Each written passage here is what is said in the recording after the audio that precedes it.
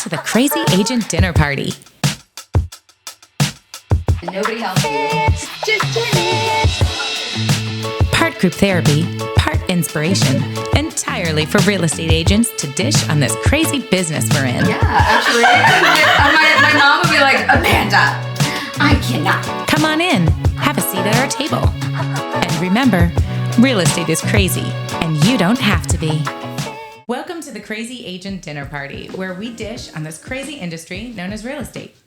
Here are your hostesses with the mostesses, a combined 40 plus years in real estate, Coach Konversion Kourtney, and the real estate mom you never knew you needed, Amanda, the marketing mama.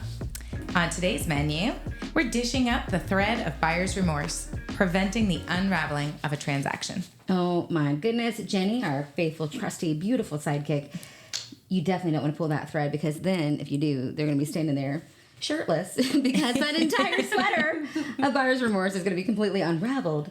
And so, yes, agents, we get you. We are you. And that's why every week we love to gather together for part group therapy and part inspiration, but truly entirely for you, so that we can all learn to, sell more real estate, but also have way more fun in the process of doing it, right? I'm always like, have more fun.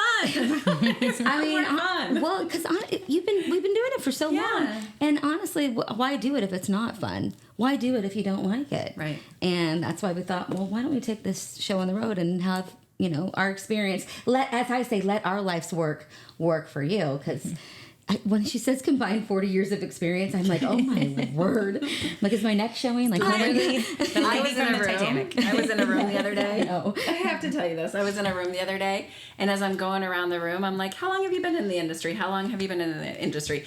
And like 5 or 6 people through the table, it was like 20 years, 20 years, 20 years, 20 years. Yay. And I was like, we've got over 100 years experience here. And it was like, that was what crazy. we did. You weren't there. I don't think that you were still doing title at the time, but I did that with the mastermind mamas, which are Ellie and Mary Colgan and Shar Kanech, and a bunch of other awesome agents who, again, combined. Melissa Stalzer was also there. I think we had 160 years experience on the panel. Fantastic, and it really right? is fantastic because it's not just the years of experience, but it's the transaction history and the comeuppance of it all. I mean, I think probably when we both started, I know you're like 3 more years than me, just even the technology of remember the listing boxes with the little radio on them that told you about the property.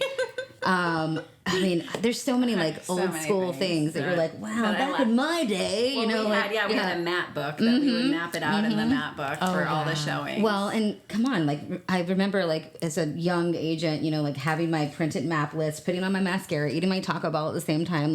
This is I'm an octopus driving around in your mad scientist car that is your office, right, as an agent. I don't miss those days. I love that my car tells me exactly where to go. Yeah, right. I mean, honestly. And so now, with crazy agents out there, lots of technology, they think that they have it easy, right? So how do they keep it together without unraveling things? Well, they usually don't, which is hence why we're here. Because again, they do kind of let what we would call regular real estate life really start to unravel. But buyer's remorse, honestly, buyer's remorse is a big deal, and I definitely wanted to dig into that today because I have a salacious, juicy story to share, which I love this, and I would love to get your take on how you would answer this. But I did want to, for starters, I had to point out that no matter if it's your first house or your 50th house, or if it's, a $100,000 house or a $10 million house, no matter what, the threat of buyer's remorse is always, always, always there, because the buyer just feels like they're questioning whether or not they're getting a good deal, even if they know for a fact that they are. It's just a part of that emotion of spending that much money. It never, ever goes away. I mean, think about yourself when you buy or sell shoes. When I buy shoes. or just really a house, right? Well, and I don't know if it's such a good deal. Just stuff comes up, right? Like life. Did I make a good decision? Did I make a good decision? Right. Because it's really not necessarily a good the deal. place of limbo. The place of limbo. Who likes to live in limbo? I hate it. I love routine. I love something that I can be accustomed to. That's why I'm such a systems person. I want it to be in the box or whatever. And so, yeah, when you're in limbo, you get kind of Looney Tune. Mm-hmm. And what happens is that a buyer will take that buyer remorse, that threat of it, and they'll take it personally. And then it starts to unravel. When the reality is they really need to, understand the I guess, be empathetic without being pathetic, which let's go ahead and dig into the meat of this because this is really great. So Jenny, take it home. Share with the class the text that one of our agents, this is an active contract that we have right now, and a very good agent who's super diligent and has done all the legwork and has, won the buyer a very, very good deal and a lot of cool things. What was the text? What did it say? The text was that she had a dream last night that there was a bad vibe about the house. A bad vibe. So she was feeling kind of negative about the house now. Even though she's got all of her closing costs paid for, it came in over appraised value. Inspection was flying colors. They literally looked like at a gajillion houses because she was at a price point that's very competitive. But now she's got a bad vibe. So and I think that's okay, right? I think it's okay. I mean, I believe that it's okay for buyers to have a bad vibe. That's life. I think their feelings life. are okay. Feelings are okay. But we don't make decisions based on feelings because that would be crazy, right? So it's important, like with this scenario or any scenario with the buyers, is to get back to their why. Get back to why they're buying a house, because stuff comes up, things come up. They have dreams. They're not doing the right thing. Like I had a dream that you literally just won the lottery in this house and we're moving up. you were moving up. Your skin suddenly had 0 wrinkles. You were flawless. You were, I don't know, all the good things in this house. So, but obviously that's not how you're going to do it. How you're going to turn them back from their total unraveling of buyer's remorse is, in my opinion, you go back to the motivation, you go back to the data.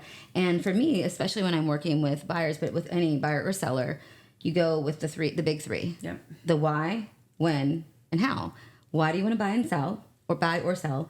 When are you going to do it, and how are you going to do it? Because you can't. I don't think so. You can't get a house with hugs and kisses. I mean, maybe some people can, but I know. Well, maybe. I am surprised at how many agents will start showing homes without knowing. Yeah, because their how do you motivation. know? How do you know what your job is? How do you know your mission? Because that is your mission, right? Especially the win. Because what if the buyer that's recently separated or whatever, and they're not anywhere near getting to a different place in their life, and they're like, let's go look at houses. You don't just that house isn't going to be here in 2.5 years when you are divorced and moving on with your life, So you have to really know the win and be realistic about it. Not saying that you don't meet up to develop that relationship, but really understanding the big three and making that the core foundation of your mission as an agent is a great way to protect yourself and your time and your sanity, but also to protect your buyer. And not saying that their things don't change, obviously. You could show people houses all day long, and then suddenly now, well, you know what, we've decided that we only want to look at houses with pools.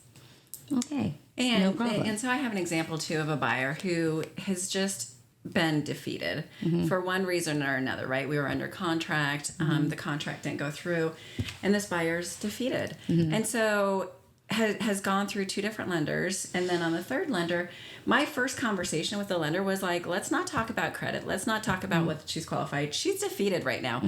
Let's get back to why she's doing it. Right. Why do you want to buy a home?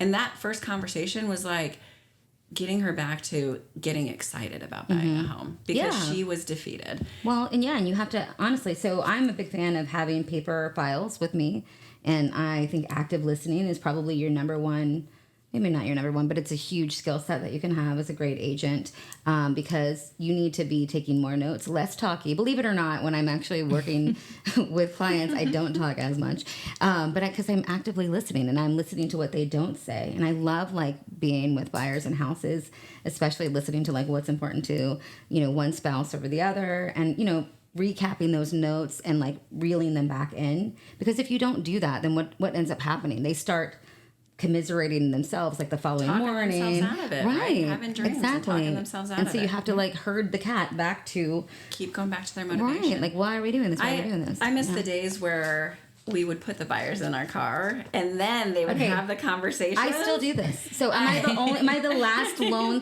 To me, I'm all about efficiency. And so I'm all right, we're going to get this done in 8 houses. We are going to spend this time together. I want to get it done. I do want to spend time together, right? Because why don't you put them in your car anymore? It's just by choice. That's what everybody says now. I'm literally the only one, I think. But for the longest time, for the last couple years, there was only one house available, right? One or two homes. It wasn't like we were showing 10 homes because they weren't there. Inventory has been at an all-time low for sure. Inventory, and then we're going from one place clear across town to the other. So I do like building that relationship and having the buyers in the car so that I can hear them talk back and forth what they like, what they don't like. I can ask questions what they like, don't like, right? Yeah. And so it's important still throughout the process to continue that relationship with the buyers. Right. And so when recap. they do have buyer's remorse, then you bring them back.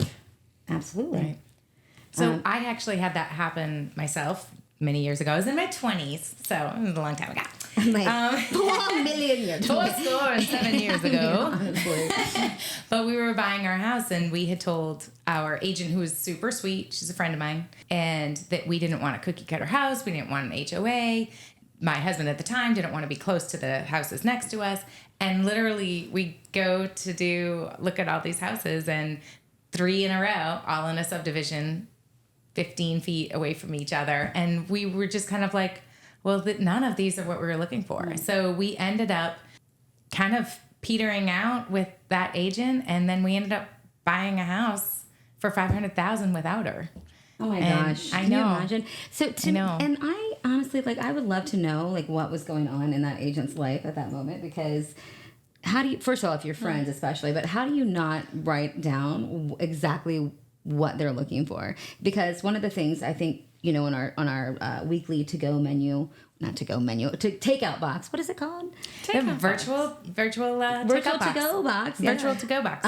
Is the must-haves versus the would-be nice-ifs. And I'm not saying that they don't change. Obviously, once you see what's out there on the market, you know, things start to move a little bit. But understanding that is so important, because that's what you have to, again, circle back to and say, remember, we really, like, that house that doesn't have a garage is not going to be satisfactory to your husband, who has, you know, 3 cars, 2 motorcycles, and right? Like, it's always that thing. Well, I just think if we show it to him, yeah, we'll get there, but we need to actually stick to the plan until we've, you know, really exhausted the resources. So I think it's important to know what your buyers really want and then deliver what they're asking for, don't you think? Oh, absolutely. Because why else are you doing it? Yeah.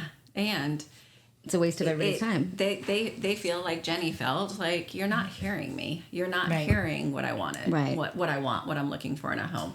And it's important to revalidate it, right? Like, so Jenny, you're looking for a home that's not 12 to 15 feet, neighbors in the suburbs, right? Like, you're No looking for cookie something cutter, different. no HOA. Cookie, Yeah. And then so you validate that as they're talking. Maybe You she didn't hear the no validate part. it. Maybe she's like, you want cookie cutter? It's the same house, like a spec home over and over and over again. But then fast forward, so 4.5 years ago, I bought my own house without the husband. And my agent actually did listen to me. And I had forgotten what my must-haves were and my what-ifs. I had totally forgotten, because I was so skewed by the beautiful house that I was in, that I was like, yes, I want this house. And one of the things she said to me when we did not get the house, because someone was already offering on it, she said, yeah, but what is it that you like about this house? And I told her, and then she said, well, you said that you wanted a garage, but this doesn't have a garage. You said that you wanted a room to be able to have a studio. This does not have even a spare room, never mind a studio room. And she said, those are things that you really, really wanted. And I said, oh, yeah, that's right. I do really want What those. did this house have in it that you were like totally... It looked really cool. That's why staging is it so looked important. so She was cool. enamored by all It this. was I swanky. love It was staging, swanky. It was cool looking. It had a cool fence that I had never seen before. marble, granite, like whatever. Yeah, so They I had took, really cute she ended up towels. finding me a house that was mediocre looking, but then she explained to me, like, all the things that you want to do, you could totally do within your budget. And now my house looks super swanky, and it has a garage and a studio. And the studio So is like as big as the entire house. Like, It's it's huge. amazing. Yeah. And then she's, honestly, you've done such a great job with that house. Very cool. But I think that is... Thanks for sharing. Oh my gosh, That's absolutely. important, right? Staging Like- is so huge. One of my favorite claims to fame, like, ever, because I truly believe in what I call staging with your own stuff. Listen, I think staging companies are great, and if that's in the budget, it's an awesome thing to do, to link up with somebody who does that professionally. I have a lot of sellers who, you know, are, again, they're not necessarily like ready to fork out the bucks up front, give or take, but I had this awesome property across the lake from my house in Wakaiba, and I'd shown it 3 different times, and it was like probably like low 700s, and this was years ago, like in the 2011 range or whatever.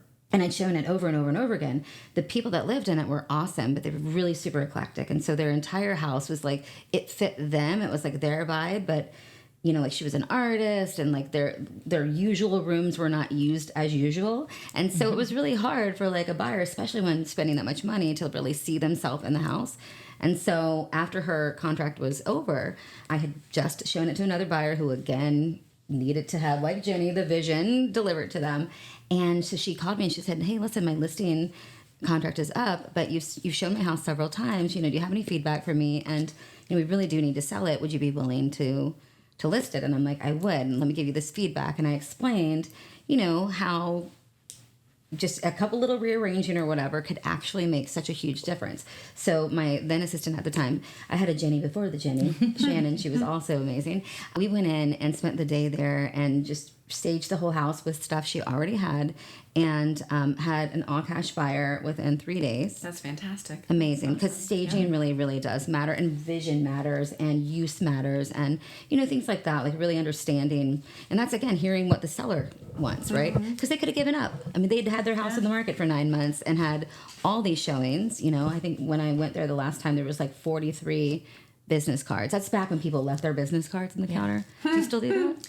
Sometimes. I always do. Sometimes. Only because, listen, I know like the Supra, like obviously we know when they're there if you use that, of course, but I feel like it helps the seller to like know that somebody was there, because there's nothing as frustrating as when you like pack up your whole life and your whole house to leave and then nobody came in and you're like, oh my God, I'm exhausted. Yeah. The process of listing your house is really tiring, you know, especially if you have kids or dogs or a life or alive, you know, all that good stuff. So let's go back to that's for another episode. I know. Let's talk about sellers now. Yeah. So we're talking about buyer remorse, right? And so with the icing on the cake, how do we keep it from how do you keep it from unraveling in like this case where the buyer has the dream and she's like, I'm done. She's just like, she has this panic dream. Okay, so I do believe in addressing data, but I also know that data, especially somebody that has a dream about a vibe, they don't give a poop about data. They have a vibe dream, okay? So you're going to have to really get real with your people and be empathetic, like I said, without being pathetic, and kind of address the reality of buyer's remorse. Say this is super common.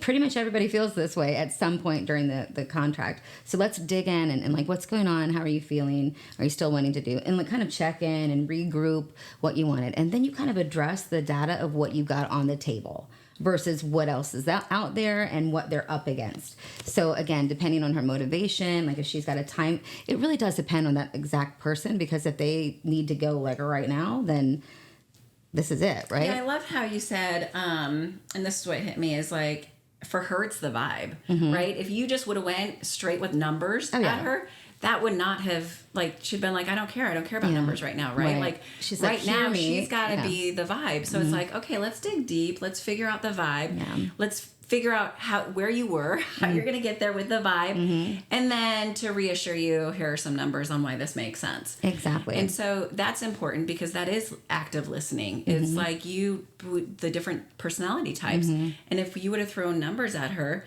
it might have killed the deal, right? 100% would have killed the deal. She's not a numbers person. She's a vibe person right now. 1,000% a vibe person. Yes, absolutely. And I think that's really important, because obviously when you're a chameleon, or when you're mirroring your client, you do want to vibe with them. You don't always vibe with everybody. Guess what? That is a thing. Have you ever had a client or a customer, I guess, depending on what you call them, that you just don't vibe with, but you're like stuck together? What do you do with that? God, I like to think like what pops to my mind first is like the answer. And honestly, like I vibe with them. Like, I think so too. I just sort of like, you know. And I'm not an analytical I know my person, role, right? Like I know my role, and I know what my job is, and it's a job, and that's really what it is. Right? Do the job. And ultimately, you are friends. I mean, obviously, the goal with any client, in my opinion, is 5 transactions, whether it's their own personal 5 or their transaction plus 4 of their friends or family members. Like that, you want to be their real estate advisor for life. That's why else are you doing it, right? That is job security. But, you know, again, some people don't like, bubbly, fun, kind of quirky. Here's small the deal. monsters. We're going to talk about this next. I match their vibe, and that's the difference, Which right? is, oh my gosh, yes, when we talk about lead conversion. Yeah, that's super important. We'll talk about that next. And so that's even like working with attorneys or engineers, they're very analytic. Oh my right? gosh, Like, so much fun to work with an engineer. It's like, I'm going to give you your closing package 3 days ahead of time. So and you match their vibe, exactly. right? Like, Because I got you, boo. I know what your brain is like. Yeah. You know what they're looking for. 100%. And not that everybody is like, can be stereotyped or whatnot, but you definitely want to know your audience and stay in your lane and do your job, which is data and listening to them and delivering results without emotion. And honestly, like, don't let something like, I had a dream about a bad vibe, piss you off. Like, that to me is like, hey, they at least reach out to me so that we can work together to solve the problem. Let's connect. Let's be a human. Let's build that relationship that builds business. And that's what you're supposed to be doing the entire time you're in real estate. And it's real for them, right? Like, for her, it was real for her. She had a dream, and it's her reality. And she's bringing it to the agent. And so, like, I love it. Like, let's connect. And let's get some sage, baby. Let's go sage that house and vibe all day long. Your vibe attracts your tribe. All right. So, again, for our last bite here, I would, again, remind you that the thread of buyer's remorse is there, no matter if it's their first house or their 50th, or if it's $100,000 or 10 million. It's always there, even if just only slightly. And so your best course of combating that thread unraveling and everybody just being really out of sorts is just to listen actively, do diligent data entry, and then circle them back around and use what you know about what they want to their advantage and ultimately to everyone's end goal, which is happy buyers and buyers for life. And thank you to Megan for submitting it. She submitted a video on what to do about buyer's remorse. I know. So thank you for submitting that video. And we encourage you to submit a video. And we have, because 40 years in the business, we haven't seen it all. However, We've seen a lot. We are weathered and tethered for sure. Let's not go without giving our weekly virtual to go box. So you can click that link and then you'll get your would be nice ifs. Exactly. I know, right? And y'all remember, real estate, it's crazy. And you don't have to be.